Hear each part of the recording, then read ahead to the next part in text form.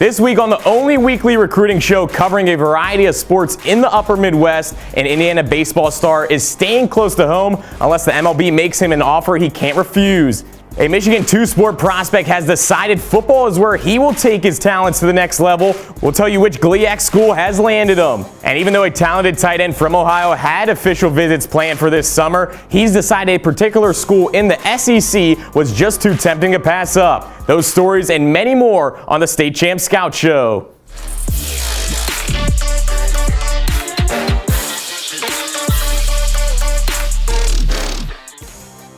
Welcome inside the State Champs Sports Network studio for another edition of the State Champs Scout Show presented by Lawrence Technological University. Recruit yourself at LTUathletics.com.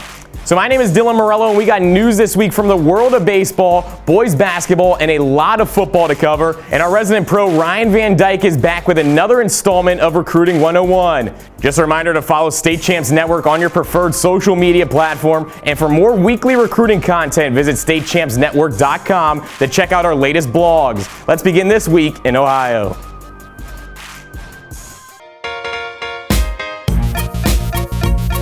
Allen Trieu taking you through the latest recruiting news from the state of Ohio. Cincinnati Anderson tight end BRODY FOLEY has committed to Tennessee. FOLEY gives the Vols a 6'6", 235-pound frame and the ability to play on the ball as well as unattached. He is an excellent student whose coaches speak highly of his football IQ and physicality. He had official visits planned for the summer and was considering Indiana, Minnesota, Duke, Wisconsin, and others, but decided Tennessee was the place for him after a self-guided trip to campus for their spring game. Kentucky continues to do well in the state of Ohio, this time getting a commitment from Alex Afari. A 6'2", 195-pound athlete, Afari is likely to play cornerback at the next level. He has built a good relationship with the Wildcat staff, one that began in middle school. Kentucky has had Lakota West players on their team before, including George Asafo-Adjei and Mikel Horton. A big, versatile prospect, Afari was a first-team All-Ohio selection as a junior. Nicholas Moore from Cincinnati Northwest received an offer from Marshall and now has offers from the Thundering Herd, Navy, and Wofford.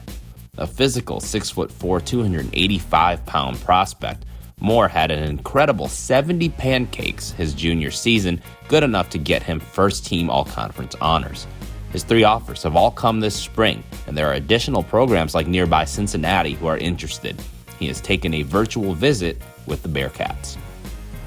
Lyndhurst Brush sophomore forward Tyler Williams was offered by Toledo, Rider, and Hofstra.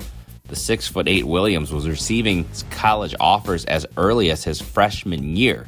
Miami, Ohio, Cleveland State, and Notre Dame College are some of the other schools who have offered. His performance at recent events, including the KC Classic, have helped draw more schools his way. That's it for recruiting news this week. I'm Allen Trieu.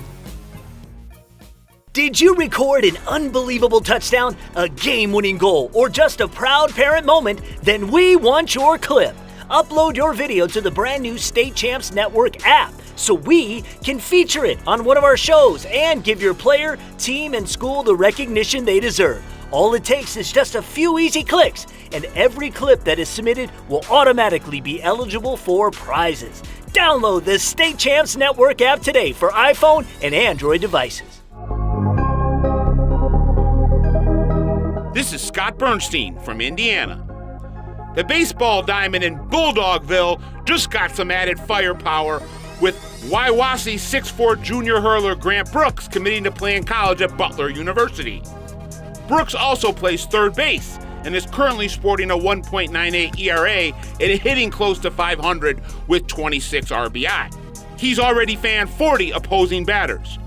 Don't be surprised if you hear his name selected in the 2022 MLB draft, as pro scouts are tracking Brooks' development on a regular basis at this point. Switching gears to basketball, Linton Stockton scoring machine Lincoln Hale will be inking his national letter of intent with Indiana Wesleyan for his college hoops this week. The 6'4" shooting guard was originally signed with Indiana State and leaves high school as Linton's all-time leading scorer. He pumped in 23 points per game this past year with a career high of 48, coming in a February game. He took his Linton-Stockton squad into the 2A state finals. South Bend Riley senior point guard Philip Robles has accepted a preferred walk-on slot at Purdue-Fort Wayne. Robles averaged 13 points and 4 assists a game in 2021 for a 19-7 Riley club. He played in the Riley backcourt alongside high-scoring Notre Dame signee Blake Wesley the last 2 years.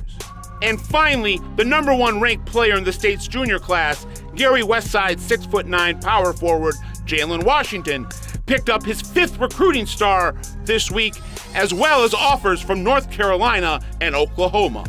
The near surefire McDonald's All-American has battled injuries the past year or so, but when he's been on the floor, he's shown flashes of brilliance on the blocks and displayed NBA-level rim-running ability. Scouting experts say Washington is favoring suitors like IU, Purdue, Michigan State, Stanford, and Alabama at this point in his recruiting process. Checking in from Indiana, this was Scott Burnstein.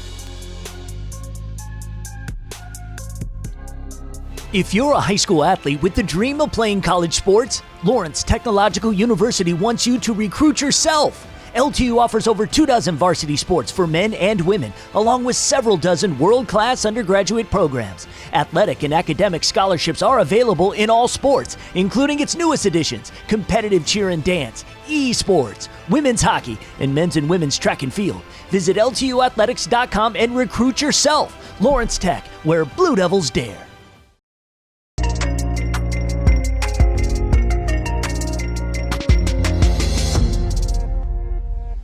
Hey guys, this is Ryan Van Dyke with Quarterback University, back on the State Champs Network, coming to you to talk about what skill position players can do for their highlight film to send out to colleges. All right, first of all, when I say skill players, what I'm talking about is I'm talking about the running back, the wide receivers, and the tight ends. Tight ends, I use the term loosely because with the schematics of today's game, they're a little bit more flexed out, they're a little bit faster, they're a little bit more skilled. So, if you have a running back, if you have a wide receiver, tight end, okay? What do I want to see as a college coach? And I think what really jumps off the screen is athletic ability, obviously executing the play at hand and being able to do special things when the ball touches their hand. What I don't think is emphasized a lot and something that I care about as a coach is how do those players impact the game without the ball? You know, if there's a toss play away from the tight end, is that tight end trying to track down that safety and make the block that might spring that touchdown? Or is the wide receiver, you know, releasing into the alley to block the outside linebacker so the running back can spring free? Those are big type plays, you know, because, I mean, this is football. There's 11 players on offense. It takes all 11. I want to see what those positions, the skill positions, do without the ball. So I feel like with the skilled positions, beginning with a highlight film is a way to maximize your exposure to the college audience, right? The college coaches. The second part of that is going to be, okay, your size, right? I mean, a lot of these coaches and programs have profiles of exactly what they're looking for and what they want. So if you send your highlight film out to, you know, school A and you don't get the response that you're looking for from school A, maybe they have somewhere in there that they're not taking any wide receivers under 6'2", and you're 6'1", and guess what? Like it's not going to happen. So don't get discouraged by that. Beauty is in the eye of the beholder, but from an effort standpoint and what you're trying to show, you're trying to be special. You're trying to show explosiveness with the ball. You're trying to show diligence without the ball. All right, and if you can do those things and you can put together, I'd say, over 10 plays and be able to send that out, you're going to really set yourself up for success. This is Ryan Van Dyke. Thanks for joining Recruiting 101.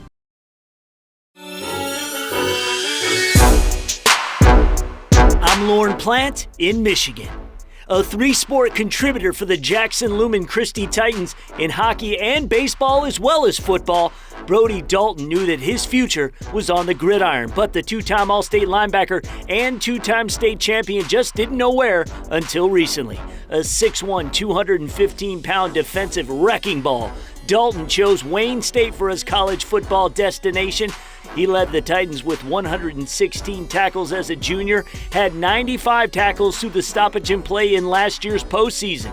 The Titans went 31-6 in Dalton's 3 years starting at linebacker, allowing just 14 points per game, winning their third straight D6 title in 2018 before falling in the D7 finals in 2019 and the regional finals in 2020. Like many multi-sport athletes, Maryville's DeMarco Singleton had to eventually choose which sport he was going to pursue in college, picking Wayne State for football over a number of basketball offers. As a senior on the gridiron, the 6'2", 215-pound Singleton had 1,130 all-purpose yards and 17 scores on offense, almost all of that on the ground from his fullback position, as well as 59 tackles, 3 pass breakups from his outside linebacker position on defense. Singleton had football offers from Ashland, Lake Erie, Concordia, and Madonna, as well as a roster spot from Mount Union. There are some days that just hit different, and for Detroit King offensive tackle Jonathan Slack Jr., May 4th may have been that day. Early in the afternoon, the 3-star lineman announced he'd been selected for the 2023 Under Armour All-American game.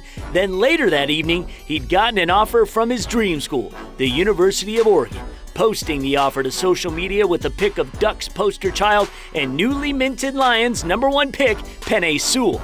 Rated as the number 4 player in Michigan's 2023 class and the number 15 offensive tackle in the nation by the 24/7 Sports Composite, Slack Jr. has gotten offers from Eastern Kentucky, Miami of Ohio, Syracuse, Tennessee, Oregon, and West Virginia since the end of February.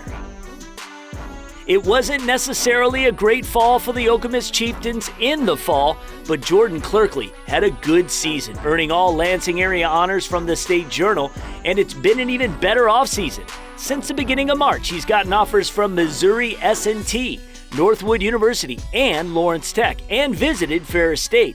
The 6', 175-pound cornerback and athlete recently won the D8 MVP honors at a recent camp, as well as the Fastest Man Challenge. He ran a 4.4 40-yard dash and has set personal records in 5 different events so far this spring track and field season.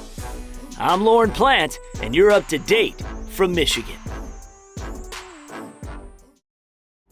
That's all for this week, and make sure you plan on tuning in for the show premiere every Wednesday for the latest news. Head on over to statechampsnetwork.com for more recruiting stories and a ton of high school highlights from the tri-state area. Know this, we'll keep bringing you the program each and every week right through the summer because recruiting never stops. I'm Dillon Morello. We'll see you next week. State Champs Scout Show is proudly presented by Lawrence Technological University, where Blue Devils dare.